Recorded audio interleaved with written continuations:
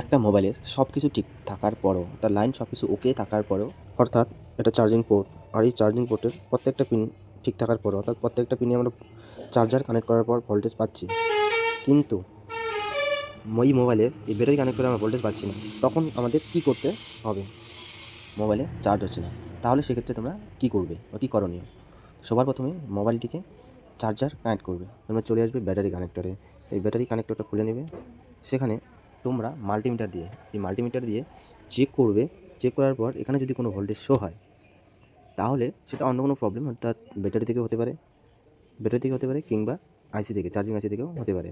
এবার যদি কোনো ভোল্টেজই সেখানে শো না হয়, তাহলে এর মানে হচ্ছে এই যে সাববোর্ড যে আছে, এই সাববোর্ড থেকে এই মেন বোর্ডে কোনো ভোল্টেজ সাপ্লাই হচ্ছে না। এর জন্য তোমাদের কী করতে হবে? এই জন্য তোমাদের দুটি কাজ করতে হবে। প্রথমত কি, সাববোর্ডের পজিটিভ পিন থেকে, এই সাববোর্ডের এখান থেকে, অর্থাৎ এটা কিন্তু পজিটিভ পিন, এই পজিটিভ পিন থেকে, এই পজিটিভ পিন থেকে একটা জাম্পার উঠাবে। ওঠানোর পর এই যে মেইন বোর্ডের তোমরা এই জায়গাটুকুর মধ্যেই, এই কানেক্টর থেকে এইটুকুর মধ্যেই দেখতে পারবে যে মানে মাল্টিমিটার দিয়ে চেক করলে দেখতে পাবে এখানে একটা পজিটিভ টিপ দেওয়া আছে। সেই টিপে যদি এই টিপটা হয়, সেক্ষেত্রে এখানে জাম্পার করে দেবে, আর যদি এটা হয় সেক্ষেত্রে এখানে।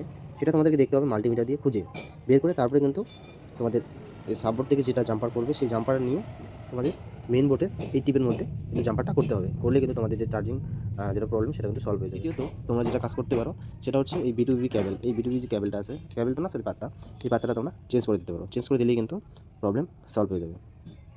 তো ধন্যবাদ। ভিডিও যদি ভালো লাগে লাইক কমেন্ট শেয়ার অবশ্যই করে দিও।